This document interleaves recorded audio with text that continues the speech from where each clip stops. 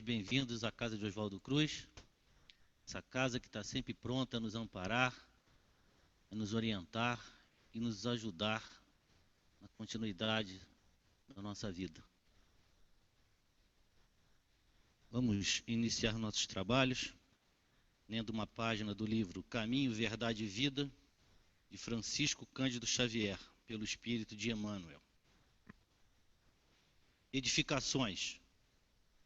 Vós sois a luz do mundo. Não se pode esconder uma cidade edificada sobre um monte. Jesus.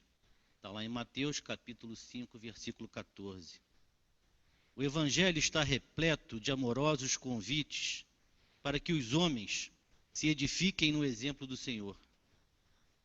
Nem sempre os seguidores do Cristo compreendem esse grande imperativo da iluminação própria, em favor da harmonia na obra a realizar.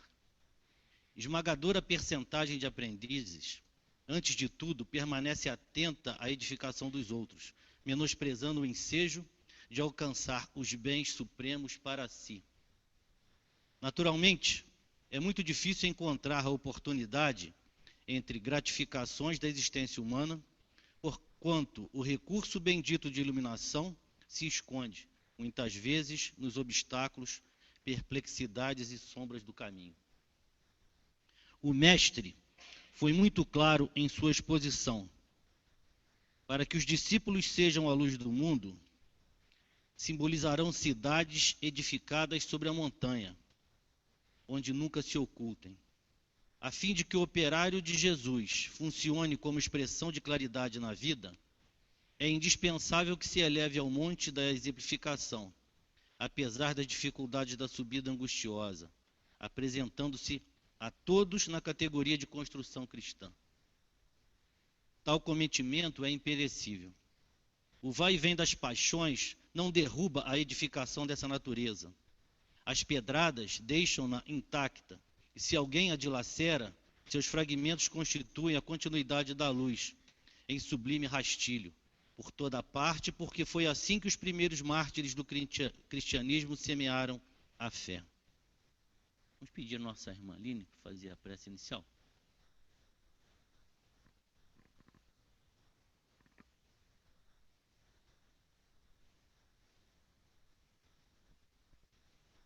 Senhor Jesus, te agradecemos por mais esse dia de estudos. Nos ajude, Senhor, a seguir o teu caminho. Nos ajude nas nossas dores, nas nossas aflições. Que possamos sair daqui, Senhor, com os nossos corações mais confortados, com a tua paz, com o teu amor de Pai, que nunca nos desampara. Te pedimos, Senhor, por aqueles irmãos que se encontram nas prisões, nos asilos, orfanatos, nas ruas, por todos os doentes, Senhor, em especial os doentes de câncer, depressão, por todos aqueles, Jesus, que estão sofrendo, nos ajude, nos abençoe.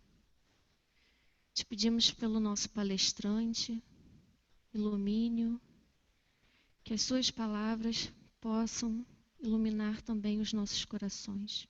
Que assim seja. E assim vamos hoje ter o nosso irmão Paulo César da Silva, que falará sobre a lei do amor.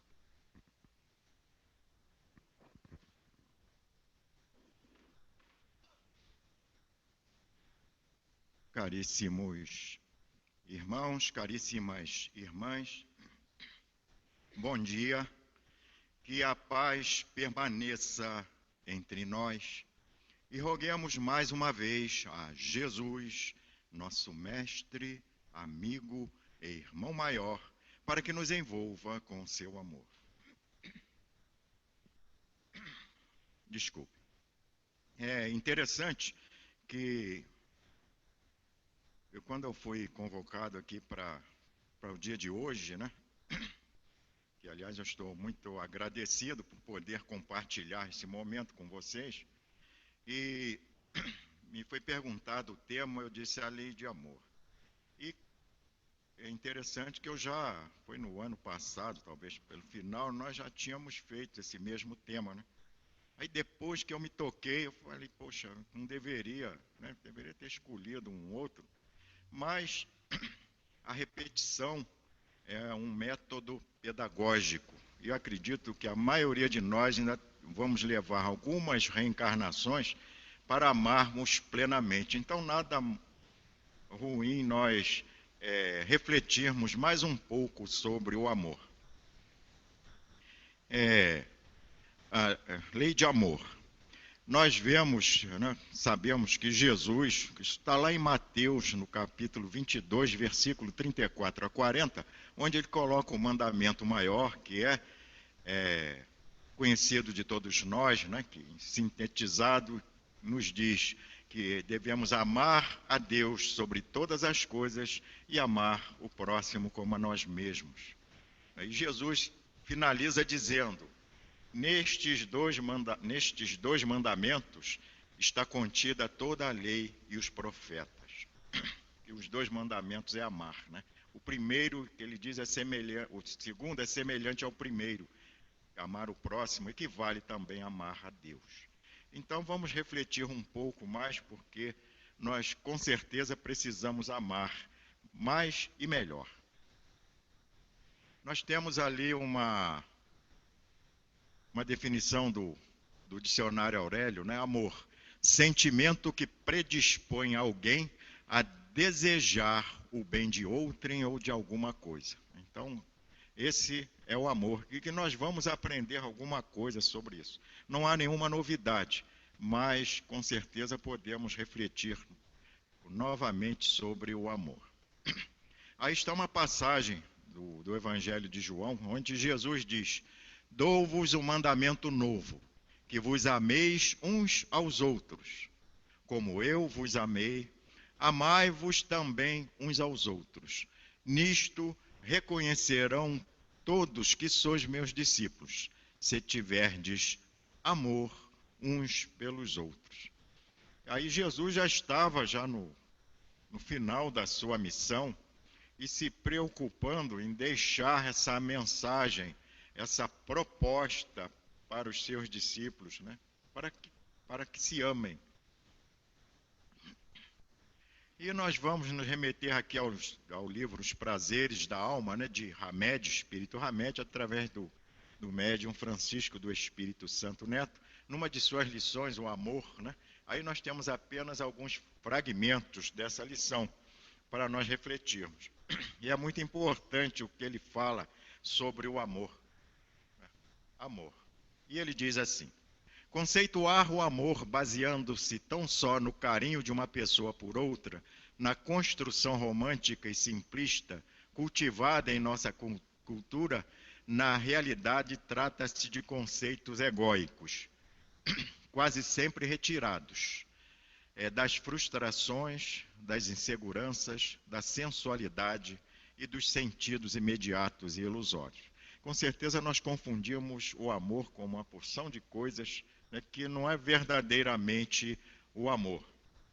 Uma delas, porque também é amor, mas não é esse o amor que Jesus pregou, porque nós às vezes confundimos muito com a sensualidade, né, com o sexo, o amor. Esse amor é um sentimento, como nós já vimos no princípio. E Hamed vai falando sobre isso, né? O amor é um potencial imanente do ser humano. É um fenômeno natural a ser despertado por todos. O amor, com certeza, é uma herança de Deus, né? Deus é amor, como disse João. E quando ele nos criou princípios inteligentes, já em nós já estava lá o germe do amor. Por isso ele fala, é imanente. Ele não pode ser tirado do indivíduo. Ele não é separado, ele pertence, faz parte, né, de todos nós, o amor.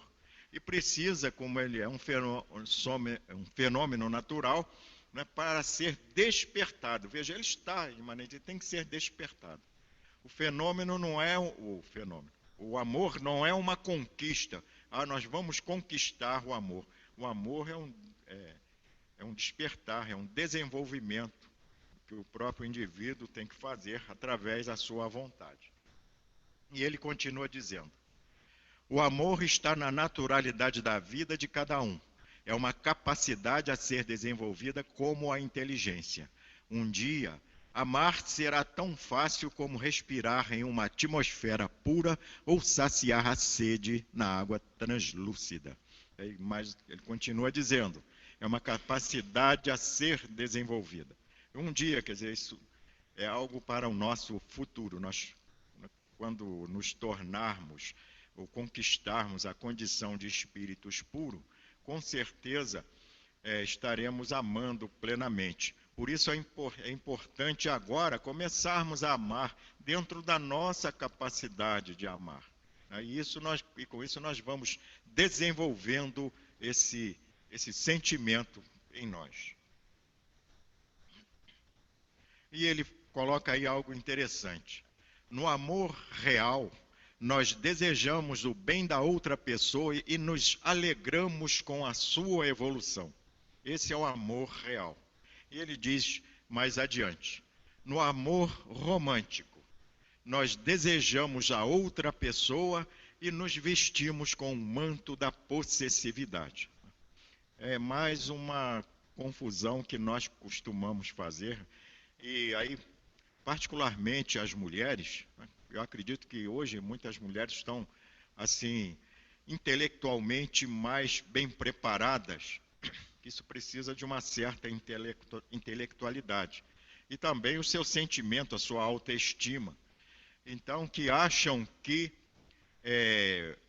quem não tem ciúmes não ama. E ao contrário, nós sabemos, se o amor é o desejo do bem, por que as pessoas têm ciúme? Mata o seu objeto de ciúme. Ou prende-o, né? Sacrifica aquela pessoa.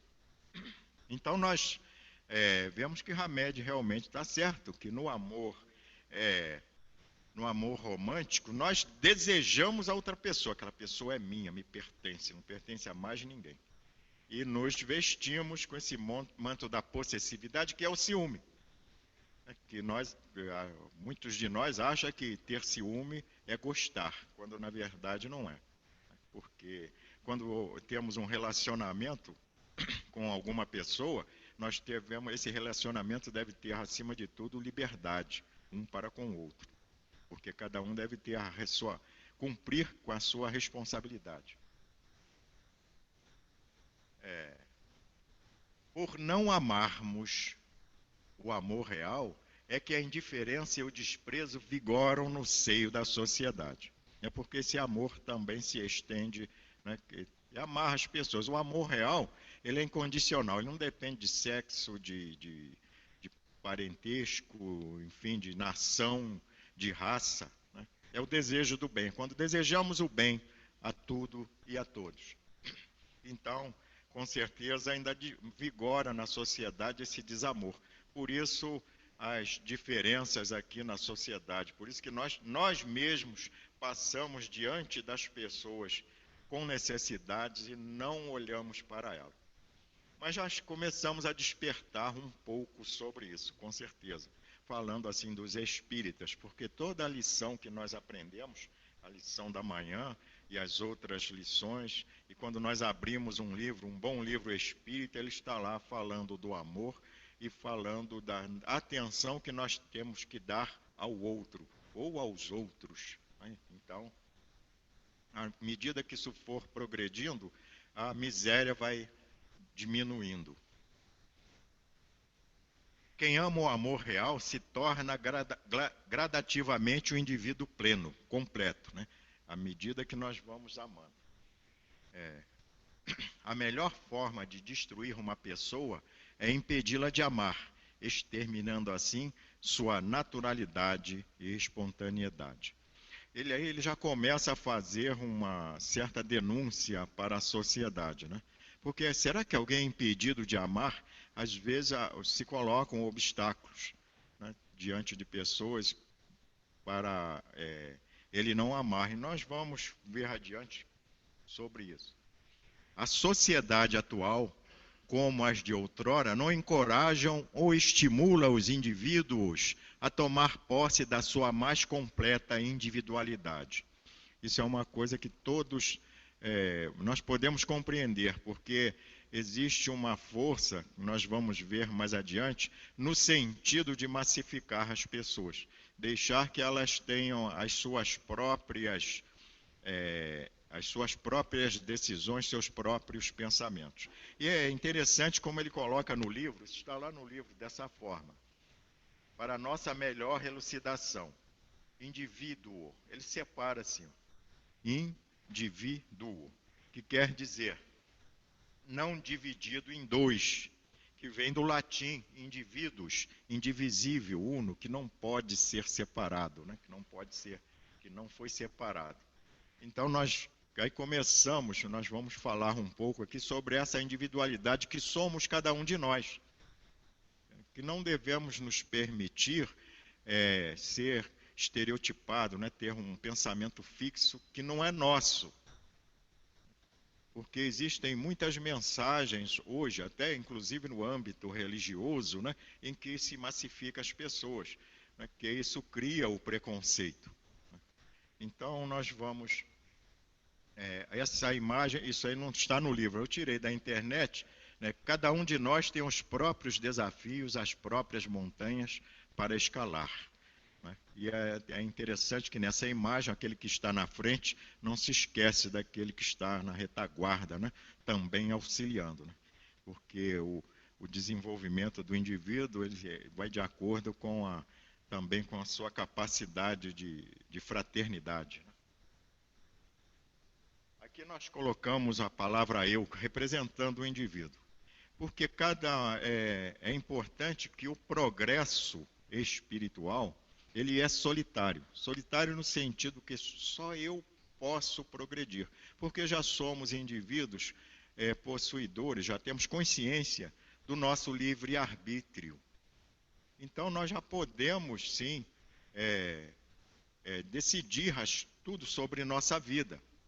Então é preciso que nós tenhamos consciência dessa nossa individualidade, saber que nós agora somos construtores do nosso destino espiritual. E aqui Jesus falou sobre isso em seu Evangelho. Está lá a porta estreita, né, que está em Mateus, no capítulo 7, versículo 13 a 14, que isso aí faz parte do Sermão do Monte, onde Jesus disse: entrai pela porta estreita, porque largo e espaçoso é o caminho que conduz à perdição, e muitos são os que entram por ele. Estreita, porém, é a porta, e apertado o caminho que conduz à vida, e poucos são os que o encontram. Bem, aí nós vamos interpretar aqui Jesus sobre a porta estreita, né, o que ele quis dizer. Veja, a porta, o largo e o caminho é a porta que leva à perdição. E estreito o caminho que conduz à vida. Afinal de contas, nós estamos na vida. É que no sentido gnóstico do Evangelho, vida e morte não tem o sentido que nós damos aqui. A vida quer dizer que o indivíduo que já se libertou das coisas materiais, ele não está mais dominado pela matéria. E morte é aquele que está dominado pela matéria, assim como também perdição é aquele que está ainda dominado pela matéria. E que ele fala ali, largo, espaçoso é o caminho, e muitos são os que entram por ele. Por quê? Eu acho que Jesus, se ele hoje viesse falar conosco, ele estava dizendo para cada um de nós: não seja um Maria vai com as outras. Se todo mundo vai por ali, eu também vou. Você precisa raciocinar. Você precisa agora conduzir-se. Porque Jesus, em seu Evangelho, ele não massificou, ele fez propostas para que as pessoas fizessem. Ele não teve aquele propósito de massificar a sua ideia através de imposições de ideias, né? Porque todo o evangelho dele é amoroso. Então, esse conduz à perdição e conduz à vida. Aqui nós temos uma definição sobre a porta estreita. A porta estreita significa onde só passa um indivíduo de cada vez.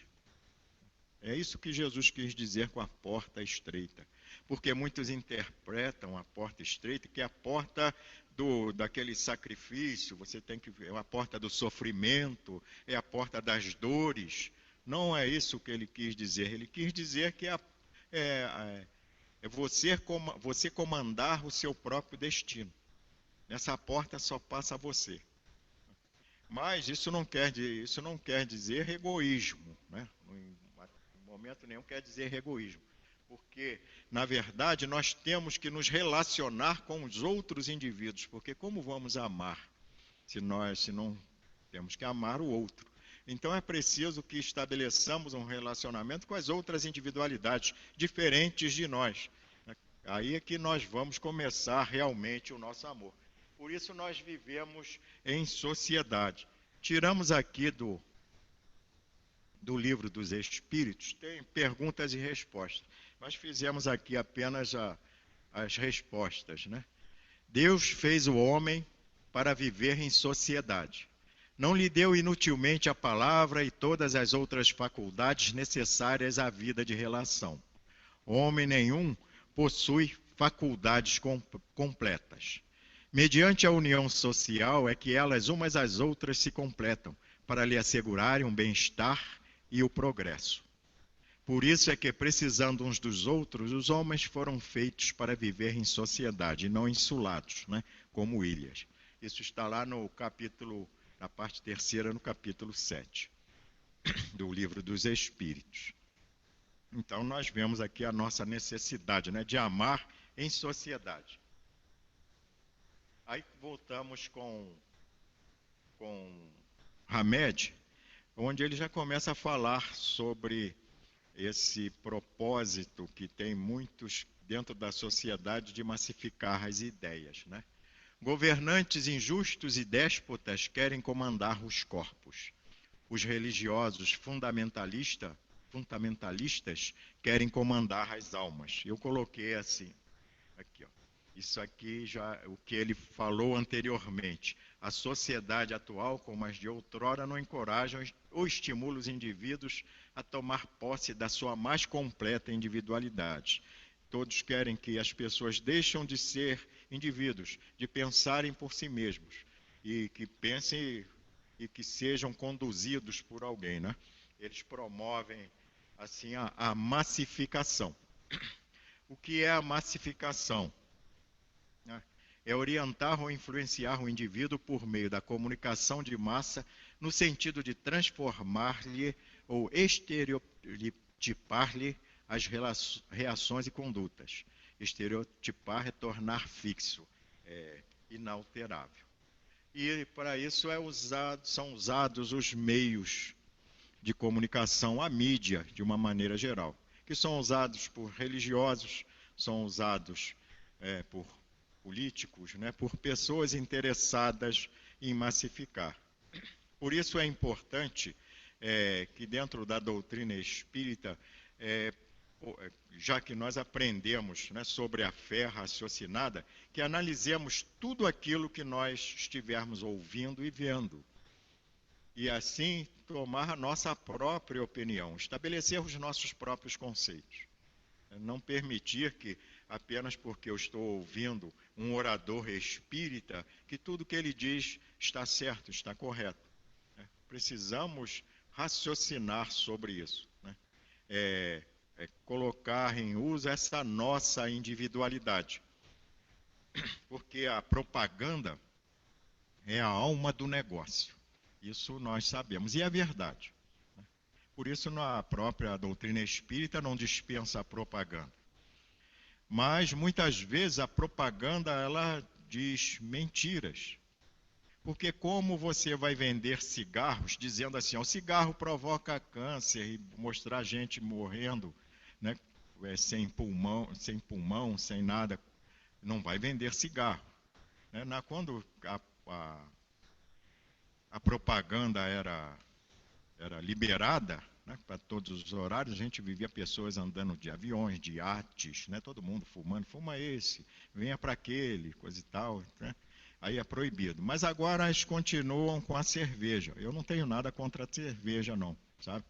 Eu falo isso que é para a Ambev não mandar eu sumir comigo, porque eu também, de vez em quando, tomo uma cerveja, isso é outra coisa. Mas existe uma massificação.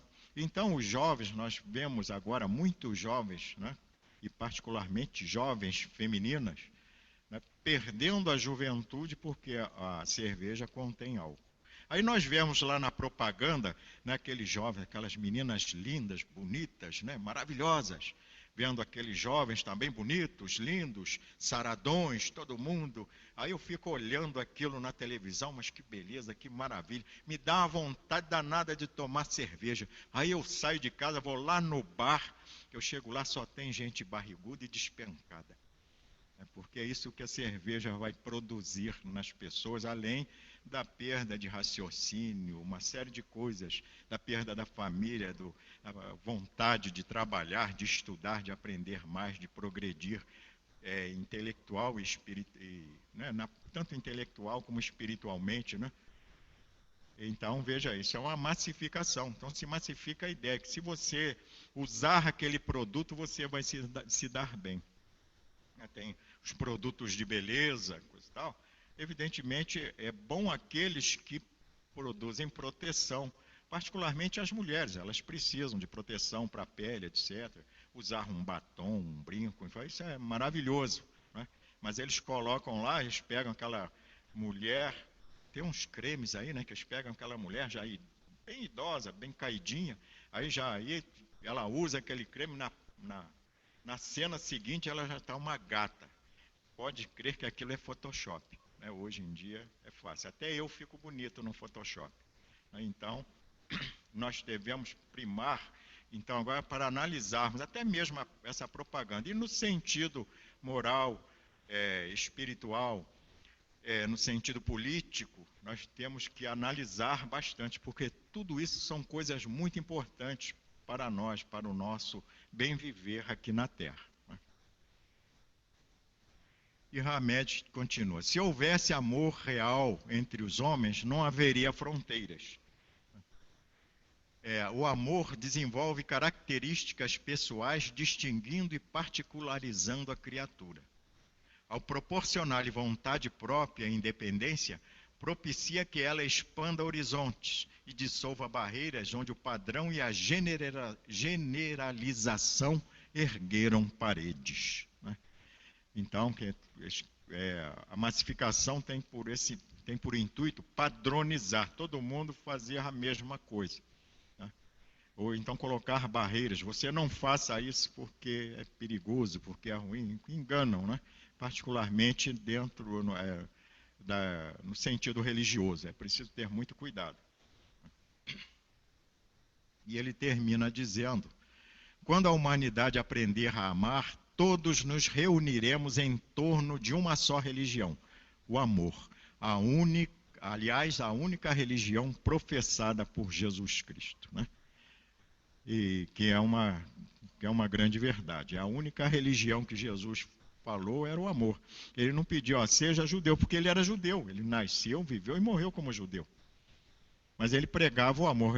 Aliás, por ele pregar esse amor, né, que liberta, é que ele foi conduzido à morte pelos próprios profitentes da sua religião, né, porque ele atrapalhava. Eu costumo dizer que se Jesus viesse hoje dizer as mesmas coisas que ele disse no passado, ele seria morto novamente, mas com certeza pelos próprios cristãos, porque ele traz a ideia da liberdade, né? E muitos cristãos querem essa massificação. Você só estará salvo se pertencer a esta religião. Né?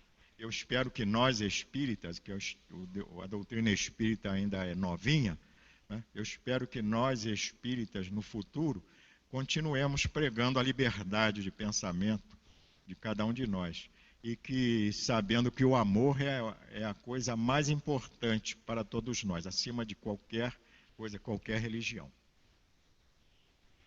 Aqui nós vamos nos remeter ao capítulo 11 do Evangelho segundo o Espiritismo, né? Amar o próximo como a si mesmo. Lá na instrução dos Espíritos, da lei de amor, o Espírito Lázaro nos fala coisas interessantes que nós podemos refletir sobre elas, né?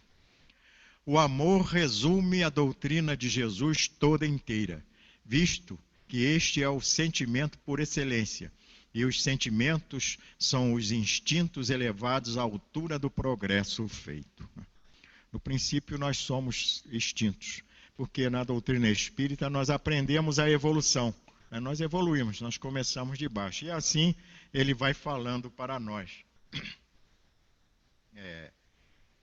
Aí nós vamos começar de baixo para cima, porque é o sentido elevado. Em sua origem, o homem só tem instintos, né?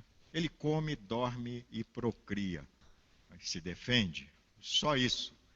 Na sua origem, é instintos, não tem outra coisa, né? E isso é quando esse princípio inteligente começa a se individualizar, ele precisa passar por essa fase de instintos, porque no instinto ele trata só de si mesmo, né? Ele vai tendo, aí começa a ter mais tarde a consciência de si mesmo, mas aí no princípio ele é só instinto. Por isso que nós ainda temos muito instintos, porque estamos mais próximos da nossa fase primitiva do que da fase angelical. Quando mais avançado e corrompido, só tem sensações, né? Avançado e corrompido, quer dizer, ainda não está moralizado, ele só tem sensações. Ele continua a comer, dormir e procriar, né? E só tem sensações, nada além disso. E quando instruído e depurado, tem sentimentos, né? Aí começam os sentimentos. É o que nós estamos nos esforçando hoje, nesta manhã, né? Desenvolver os nossos sentimentos. E o ponto delicado do sentimento é o amor. Não o amor no sentido vulgar do termo, mas esse sol interior que condensa e reúne em seu ardente foco todas as aspirações e todas as revelações sobre-humanas. Eu achei interessante aqui, né? Achei bonito, né? Quando ele coloca aqui esse sol interior. Nós já lembramos lá de Hamed falando que o amor é imanente, é inerente a nós, está junto de nós. Então é um sol interior, é uma luz, né, que com o tempo ela vai se expandindo e atingindo também as outras pessoas.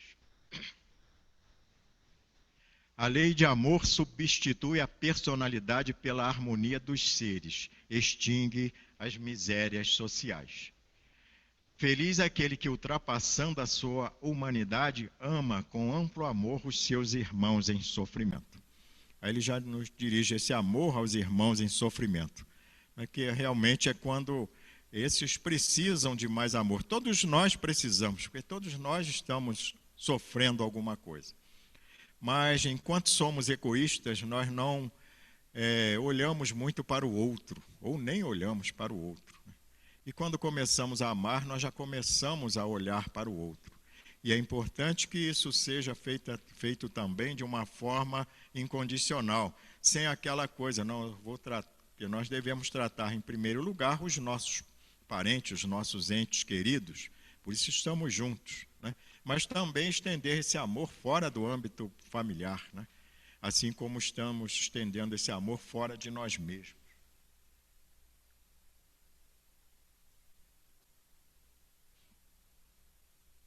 O espírito precisa ser cultivado como um campo.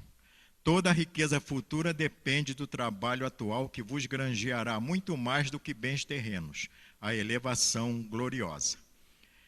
É então que, compreendendo a lei de amor que liga todos os seres, buscarei nelas os gozos suavíssimos da alma, prelúdios das alegrias celestes. Então, Lázaro, Paris, 1862. Ele já nos convida ao amor, porque quando estamos amando agora, nesse instante, nós começamos a viver essa fase de felicidade que nós tanto almejamos. Todos nós queremos progredir, mas se nós não exercitarmos esse amor, esse sol interior, vamos progredir muito pouco. Por isso, na doutrina espírita, o Espírito de Verdade, no capítulo 6 do Evangelho segundo o Espiritismo, num dos seus itens, ele diz, espírita, amai-vos, espírita, instruí-vos. Então, pedindo para amar e instruir-se, para poder progredir. São as nossas duas asas, né, que vai poder permitir que nós nos elevemos aos planos celestiais mais nobres. Mas para isso nós teremos sempre que amar. Jesus veio ao mundo não foi por uma questão pessoal dele. Ele veio por amor, para impulsionar a todos nós a progredir espiritualmente, a sairmos daquele processo circular, né, de expiações e provas. O indivíduo, ele desencarna, vai para a espiritualidade, ainda sofrendo, depois reencarna, aí pratica um monte de coisas ruins, comete um monte de equívocos, desencarna, passa pelo umbral e vai ficar assim, na roda de Sanchara, como é dita no budismo, né? Você fica sempre preso às reencarnações expiatórias. E Jesus veio nos libertar dessas reencarnações expiatórias, falando de amor para todos nós. E aqui nesse livro, Boa Nova, de Humberto de Campos, que é um livro ótimo de se ler, né, e que nos traz muito aprendizado, porque é importante o espírita também ler o livro, e depois, para muitos, nós perguntamos assim, você gostou do livro? Achei lindo. Né? Mas e o que ele te disse? Aí a pessoa não sabe dizer. Né? Então, é um livro com muitas lições, né? E lições emocionantes até. Talvez eu seja um fraco romântico, né? Porque eu me emociono muito ao ler esse livro. E essa lição, né, que é o capítulo 20, em que Jesus se encontra com Maria de Magdala, nesse capítulo, nós aprendemos como o amor de Jesus transforma as pessoas. Jesus estava pregando em determinado, lá no lugar, na cidade, porque outra coisa que Jesus fazia, que deve servir de exemplo para todos nós, Jesus andava no meio do povo, andava na rua, ia para a casa dos outros, né? Ele não se enfurnava dentro de templos e praticava o seu evangelho só ali. Ele praticava na rua, então ele estava pregando. E Maria de Magdala o ouviu, viu e ouviu. E ficou encantada com a sua palavra.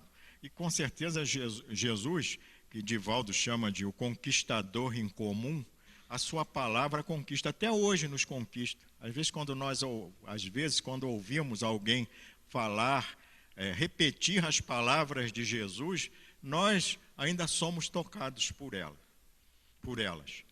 E Jesus, né, pregando, e ela com certeza sentiu esse amor de Jesus. E lembrando que Maria de Magdala, ela não era uma mulher incomum, apesar de ser o que nós chamaríamos hoje de uma garota de programa, né? Ela era uma cortesã, vivia com aqueles homens mais ricos, né? Vivia entre danças e prazeres da sexualidade, enfim, tudo isso. Mas dentro dela já havia uma ansiedade de algo maior, que foi despertada no momento em que ela viu e ouviu Jesus. Aí um dia ela resolveu ir lá encontrar com Jesus, que se reunia sempre. Ele passava nessa época praticamente as noites na casa de Simão Pedro. Ela resolveu uma noite ir até Jesus.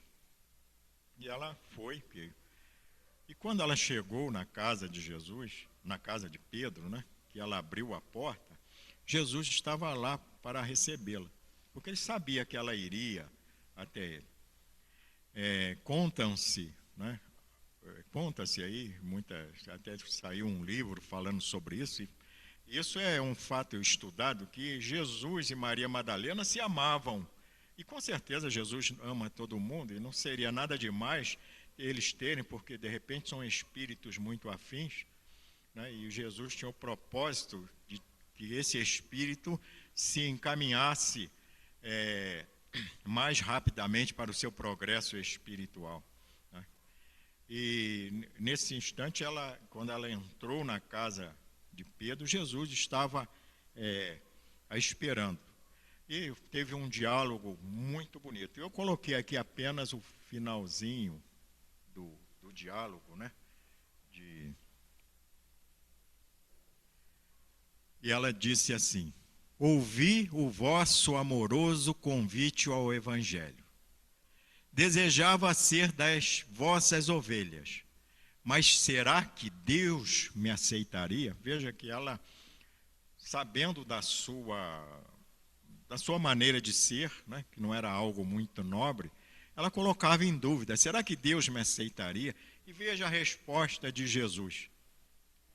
O profeta Nazareno fitou-a enternecido, sondando as profundezas de seu pensamento, e respondeu bondoso: Maria, levanta os olhos para o céu e alegra-te no caminho, porque escutaste a boa nova do reino e Deus te abençoa as alegrias. Jesus já falando aí que Deus não castiga, que Deus não repudia, né? Eu fico às vezes, que na doutrina temos que ser apenas espíritas, né? Mas às vezes eu vejo que em algumas religiões existem aquelas excomunhões, o sujeito vai ser excomungado, etc. Eu acho que isso não condiz com o Evangelho de Jesus, muito menos com esse Pai amoroso. E vejo que Jesus disse, né, aqui, né, que Deus abençoa as alegrias. E olha o que ele diz mais profundamente sobre Deus. Acaso poderias pensar que alguém no mundo estivesse condenado ao pecado eterno? Onde então o amor de nosso Pai? E pergunta. Ele perguntando para ela. E ela seria uma pecadora que, chegar em determinados tempos, seria tratada como alguém muito inferior. E Jesus a recebe com amor, assim como ele recebia todas as pessoas. Há uma pessoa aqui, contemporâneo nosso, né, Chico Xavier. Enquanto eu não era espírita, eu achava esquisito. Ele recebia pessoas, coisa e tal. E tinha umas pessoas que a gente conhecia a vida, pessoas de vida pública, que no meu entender preconceituoso não eram pessoas nobres. E ele ria, abraçava, beijava e falava com essas pessoas, né? Depois a gente acaba, dentro da doutrina espírita, entendendo, né, que nós somos todos irmãos e que todos nós caímos pelo caminho. E sempre que nós caímos, houve sempre um coração bondoso a nos erguer e que não teve preconceito em nos erguer nessas quedas do caminho. Então, onde então o amor de nosso Pai? Nunca viste a primavera dar flores sobre a casa em ruínas? Olha que figura, né? As ruínas são as criaturas humanas, porém as flores são a esperança em Deus. Sobre todas as falências e desventuras próprias do homem, as bênçãos paternais de Deus descem e chamam. Olha, sobre todas as falências. Por isso é que nós há sempre uma insistência em progredirmos. Aprendemos dentro da doutrina espírita que o indivíduo ele cai, né? Cai grandemente. Ele chega lá no umbral, desce lá para as profundezas do umbral, mas existe sempre a esperança, né, dele sair de lá. E nós vemos nos livros de André Luiz aquelas equipes de espíritos nobríssimos indo lá no umbral buscar aqueles irmãos que lá estão. E muitas das vezes não deixam também de dizer para eles palavras, atitudes. Eles diminuem a sua luminosidade, então plasmam a aparência igual a deles por amor àqueles. E segundo o relato do próprio André Luiz, o cheiro não é suportável para nós, nem o que se vê lá, porque muitas coisas ele não colocou nos livros, porque não poderia ser colocado, porque são coisas horrorosas. E esse é o amor de Deus agindo para que as pessoas saiam daquela situação e que voltem novamente para casa. Isso nos lembra a parábola do filho pródigo. Sentes hoje esse novo sol a iluminar-te o destino. Caminha agora sob a sua luz, porque o amor cobre a multidão de pecados. Quer dizer, então veja que Jesus fala, não importa quantos pecados você cometeu, o amor cobre a multidão de pecados. E hoje podemos interpretar de uma forma mais profunda, mais ampla, né? Porque somos espíritos ainda devedores e com certeza estamos aqui, né, com a oportunidade de progresso e que à medida que nós amarmos, nós vamos ressarcindo aquelas nossas dívidas, muitas delas que estão lá no nosso subconsciente profundo, que elas não podem aflorar, porque nós ainda não suportaremos. Mas muitas dessas poderão ser ressarcidas, né, através da intensidade do nosso amor. Eu costumo dizer que Deus é um cobrador implacável. Você não chega à paz celestial sem pagar tudo o que você deve. Mas ele só aceita uma moeda de todos nós, que é o amor. Você tem que amar. Quanto mais você amar, porque amando nós toleramos, né? Amando nós temos paciência uns com os outros, amando nós ajudamos o outro a progredir, amando nós não vamos odiar, né? E vamos crescer interiormente, como disse ali o nosso irmão Lázaro, esse sol interior, ele começa a se expandir e a iluminar as outras pessoas, né? A iluminar onde nós estamos. Nós costumamos dizer que nós somos muito pequeninos, nós não somos nada, não somos ninguém. Existem aqueles que dizem até, eu sou um cisco, querendo imitar o Chico Xavier. Eu sou um cisco. Não é isso, gente.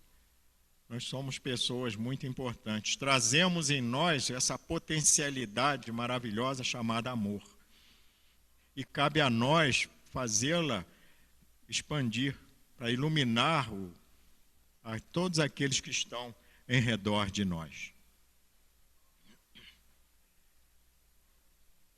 E assim nós encerramos aqui essa nossa lição, essa reflexão sobre o amor, né?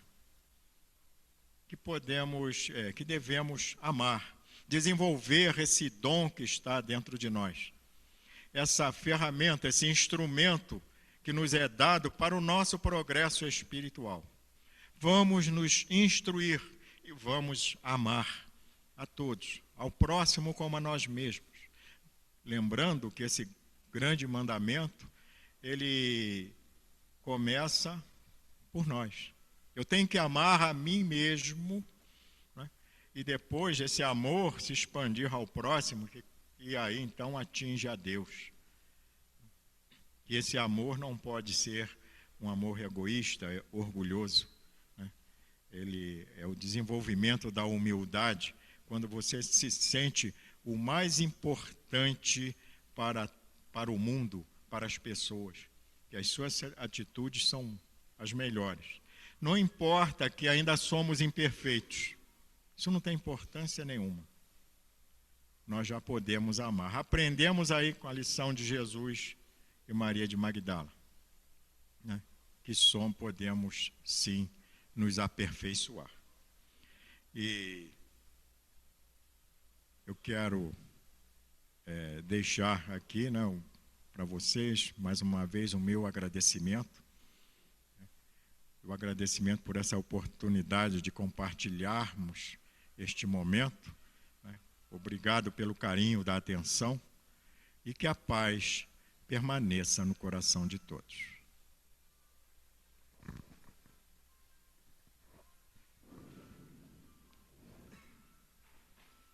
Obrigado, Paulo César, pela palestra edificante que nos fez, trazendo à lume esse ensinamento maior que Jesus nos legou, que dentre todos os ensinamentos dele, o amor é o maior, dos quais todos os outros mandamentos são derivados. Bastaríamos ter 2 mandamentos apenas: amar a Deus sobre todas as coisas e ao próximo como a si mesmo. A partir daí, todo o restante seria consequência. Mais uma vez, obrigado, Paulo César, nos relembrando aí os ensinamentos do Mestre Maior. Alguém nos visita hoje pela primeira vez? Ninguém? Alguns recados aqui. Pedir ao nosso irmão Luiz para se preparar para a prece final. Como todos sabemos, essa casa não produz mercadoria. E por conta disso precisamos de valores para sustentar a luz, o ambiente, a limpeza, o pessoal que nos dá apoio na limpeza, na manutenção dessa casa.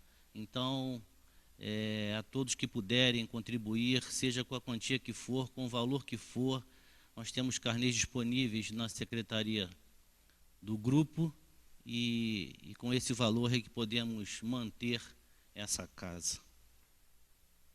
Temos também aqui um pedido para a campanha Nota 10. A cada mês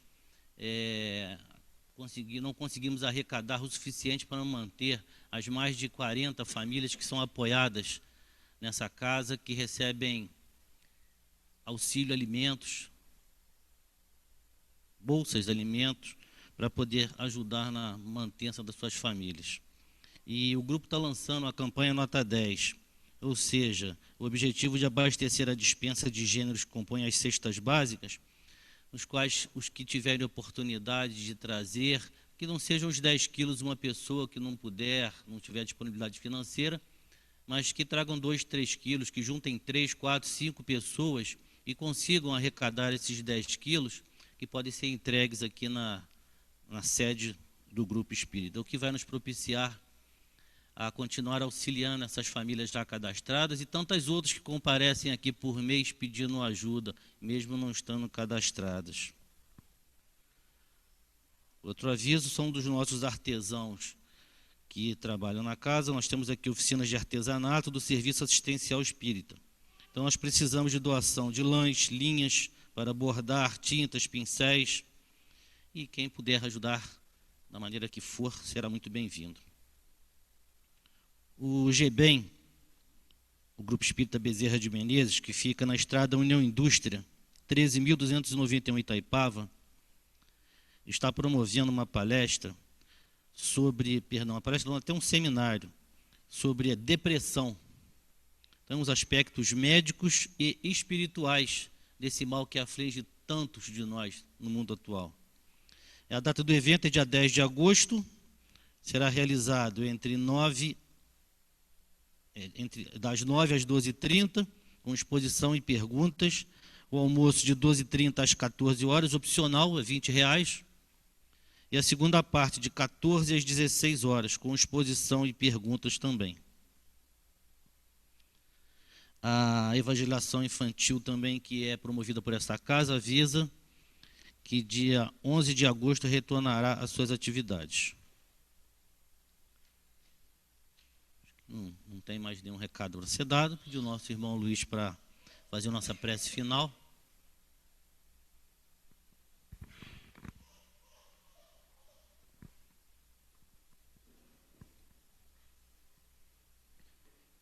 possamos fechar nossos olhos, elevar nossos pensamentos e olhar para dentro de nossos corações.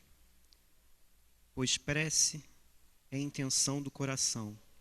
Podemos falar quantas palavras quisermos, mas se de lá não sair, de nada vale.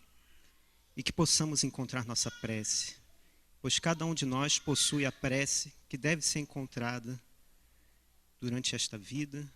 Cada vida tem uma prece. E que possamos encontrá-la e colocá-las na mão do nosso Senhor Jesus, para que Ele possa, além de aliviar nos nossos corações, possa atendê-la e fazer com que nós não desperdicemos esta vida, mas sim possamos aproveitá-la em ressonância com a nossa evolução. Que a paz divina esteja sempre conosco, que a nossa humildade não seja orgulhosa, pois sabemos que muitos somos humildes, mas temos orgulho de sê-los. Que possamos não ser orgulhosos, possamos ser humildes com pleno amor. Que assim seja. Dando continuidade aos nossos trabalhos, vamos pedir aos nossos aplicadores de passe que se dirijam à cabine